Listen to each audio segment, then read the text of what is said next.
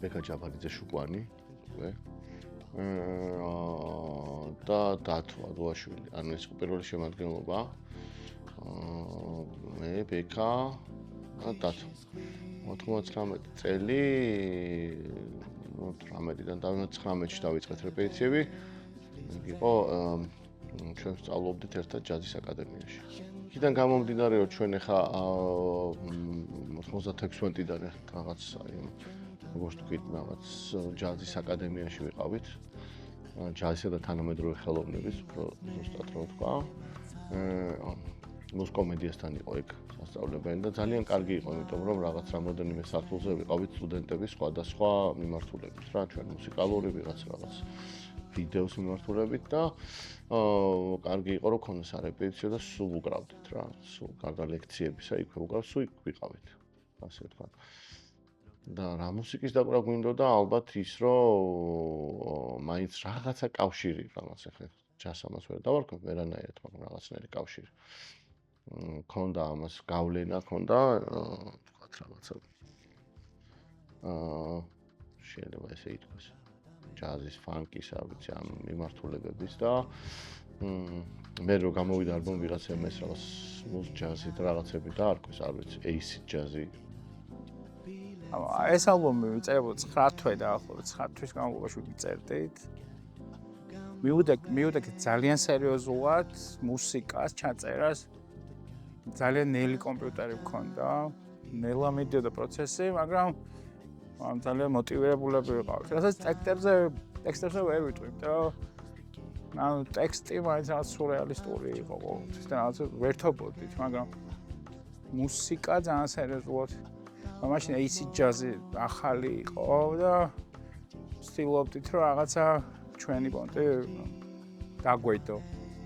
და რაღაცნაირად გამოვიდა, 1 წლის თავზე ალბომიც გამოვუშვით და ანუ ჩემთვის ნორმალური ალბომია იმ წლებთან რასაც ვაკვირდები, საკმაოდ ნორმალური ალბომი. ანუ მაშინ ჩვენ ეგეც სიტყვას როგორც კონცეფცია და მსგავსი რაღაც არ ვიყენებდით, უბრალოდ ვუკრავდით. არა ეს ხუმრობ რა თქმა უნდა. იცი როგორ რაღაც ამბავია, რომ როდესაც მუსიკოსები ერთად ცხოვრობენ და უკრავენ ბევრ სხვადასხვა რაღაცას და რაღაც ექსპერიმენტებს ატარებენ და როგორც თქვი რაღაც მომენტში ეს ბენდის გაკეთება გადავწყვეტ მე, ვთქვი რომ მოდი გავაკეთებ ბენდი და ვუთხარი ბექას, მე ჩვენ ვუთხარით დათოს და მოდი დავიწყოთ ამის კეთება. არანაირი კონცეფცია აქ არ არსებობს, რომ მოდი ეხა ესეთი კონცეფციის ალბომი იყოს ან ეგეთი ბენდი, ტყუილია რა. ეგ არის უბრალოდ მოდი ეხა რაღაც მუსიკა გავაკეთოთ, მაგრამ გასაგებია სადაც ხარ, იმ მომენტში სადაც ხარ, იქიდან გამომდინარე მიდიხარ, ხო? ეხა Summertime-ზე მოვყევი და შემდეგ 99-დან 2-ად ალბათ 1 წლის განმავლობაში რაღაც თვეების ხა ზუსტად არ ვიცი ჩვენ ვაკეთებდით სხვადასხვა სიმღერებს, ქონდა ეგეთი სიმღერა სად არის მზე, რომელიც ალბომში გამხსნელი სიმღერა არის და ანუ იმ პირველ ალბომში რომელსაც რაღაც წერდით, სხვადასხვა ვერსიები ჩავწერეთ და უნდა გაგვეშვა რადიოში და მაშინ შემოგვერქვა სახელი ბენდისთვის, იმიტომ რომ არ მქონდა სახელი. მანამდე ყოველთვის ვიძახი რომ ახლა მოვიფიქრებ და უკვე ტრეკი დავამთავრეთ, რადიოში მიდის და ხო უნდა ვთქვან რომ რა ქვია რა, ტრეკს რა ქვია, უფრო მარტივია ხო სიმღერას და ბენდს რა ქვია არ ვიცოდით და აი მახსოვს ჩვენი იმის ჯაზის აკადემიის ეზოში მოვიფიქრეთ ვისხედით და პროფილ გამახსენდა რომ ჩემი ბავშვობის რაღაც ოთახს ერქვა მწვანე ოთახი და მწვანე ოთახი და მოგვეწონა და დავარქვით. დავაწერეთ ზემოდან და გავუშვით რადიოში რა, ესე დაერქვა მწვანე ოთახი, არანაირი კონცეფცია რომ მწვანე ოთახი რას ნიშნავს ესე არ ყოფილა. უბრალოდ ეს არის რაღაც აღქმის მომენტია. იმ მომენტში რა მაგისტორდება რომ თქვა რა. იყო ეგეთი ვერსია ჯეზი ფაგა. აი ჯეზი ფაგა რატომ დაარქვა ბენდს, მაგრამ აი რაღაცა გავიარეთ ეგ მომენტი და მწვანე ოთახად ჩამოყალიბდით და რა თქმა უნდა ჯეზი ფაგა რო ყოფ თქვენც არ იქნებოდით აქ და მოვთარც მე და არც არჩიკო 2001-ის ივლისში ჩვენ დავუკარით პირველი ლაივი ერთად რა. იყო ეგეთი დარბაზი. სად იყო? რაღაც ვაკის ეკლესიასთან, ეხლანდელ ვაკის ეკლესიასთან იყო დარბაზი. ძალიან მაგარი დარბაზი იყო, რაღაც ესეთი წრიული.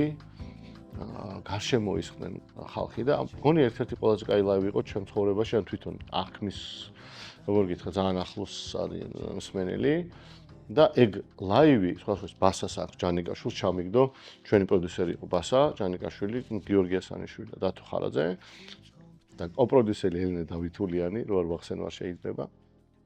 მან დაუკარით ივლისში, რაღაც ივლისის დასაწყისი იყო 2001-ის პანუთახის ლაივი, სანამ გამოვიდოდა მისები რა, როგორც ვიდეო. გამოხმაურება იყო ეგეთი, რომ ჩვენ თვითონ მუსიკოსი როცა ხარ, ანუ შენი აღქმა, შენივე სიმღერების ან ამ ტრეკების არის ცოტა სუბიექტური და ცოტა სხვანაირი, ვიდრე პროდიუსერი რო უყურებს ამას რა. მე როგორც პროდიუსერი ასევე, ანუ ეხლა შემიძლია შევაფასო უფრო კარგად. და მაშინ ჩვენ გვეგონა რომ სხვა სიმღერაზე უნდა გავეკეთებინა რაღაცა და მახსოვს გიორგიმ და ბასამ თავს ვქეს რომ ანუ მისებზე უნდა გავაკეთოთ ყველა ვარიანტში და ჩვენ ვიძახთით რომ არა მოდი ამაზე გავაკეთოთ. არა, ეს არისო ხიტიო რა. ну окей, окей, გავაკეთე და მე გავაკეთეთ იმებს. კარგი რა. გადავიღეთ მოძრაობის, რა მოძრაობის, არა, ბოდიში, სარდაფში. სარდაფში გადავიღეთ, მაშინ ეს ვიდეო და რო გამოუშვით ვიდეო, მაშინ იყო ეგეთი გადაცემა ჯეოპოპი, სერგი აკეთებდა, გვარჯალაძე, ჯეოპოპს, ჩაგუ და ადამიანები რომლებიც ამაში იყვნენ ჩართულები და აკეთებდნენ ძალიან ბევრი სხვადასხვა ბენდების და პროექტების ლაივები იწერებოდა და მე ხით პარადივით იყო რაღაც. ნენეს მიყავდა კნინს მე რა. და ცოტა MTV-ს სტილში 90-იანების ოღონდ მე MTV შეიძლება დაივიწყოთ. იყო ეს ხით პარადი გაკეთებული და მახსოვს რომ გამოვიდა მისები რაღაცა ეს თვეები არ ვიცი 3-4 6 თუ ამდენი მისები იყო პირველზე და მე იყო ჩემთან ახლა სადღაც რაღაც დროს და ყველგან ახლა მაშინდელ ტელევიზორს ყველგან იყო ეს ჩართული და ეგრევე ხვდები რა მე ყველა ჟურნალი თუ გაზეთი თუ რაღაც მოდიოდა რაღაც ეს რომ ანუ ამ ტრეკმა წაიღო რა და გახდა რაღაცნაირი ხიტი ისეთი რა ეგ მაგას ეგრევე ხვდები რა ეგრევე ამიტომ ასე ვთქვათ, ჩვენმაც ხათიან შრომამ რაღაც შედეგი გამოიღო და ჩვენც აღვიხართ. იცი რა არის, მაშინ იმ პერიოდში რო ფირფიტა ისეთი რაღაცა იყო, ჩემთვის ფირფიტა არის ყველაზე მაგარი რაღაცა რა. ყველაზე მაგარი ტიპი რა, მუსიკალურ ან მუსიკასთან შეხების, იმიტომ რომ ჩემი შეხება მუსიკასთან იდეაში გაიწყო ფირფიტებით. და მაგაზე კარგი ტიპი მე ჯერ არ შემხვედრია რა, ანუ აი ეს თუნდაც ის რომ გაქვს და ინახავ და რა. მუსმენ მუსიკას რა. ყველაზე ერთ-ერთი ყველაზე კარგი რაღაცა მუსიკის მატარებელი რამე არის რა. და მას მე კი იყო ლაპარაკი რა თქმა უნდა ეს გავაკეთოთ. იმ დროს არა. მაგ დროს იყო კასეტების პერიოდი და CD-ების არანაირი ფირფიტა მაშინ არ განიხილებოდა რა. 2001-ში ფირფიტა არ განიხილებოდა. რა თქმა უნდა ფირფიტაზე სასიამოვნოა რა. კარგია რომ არსებობს და მით უმეტეს არსებობს ამ ფორმით და მადლობა ყველას ვინც ეს მოახერხა რომ გაიგეთები.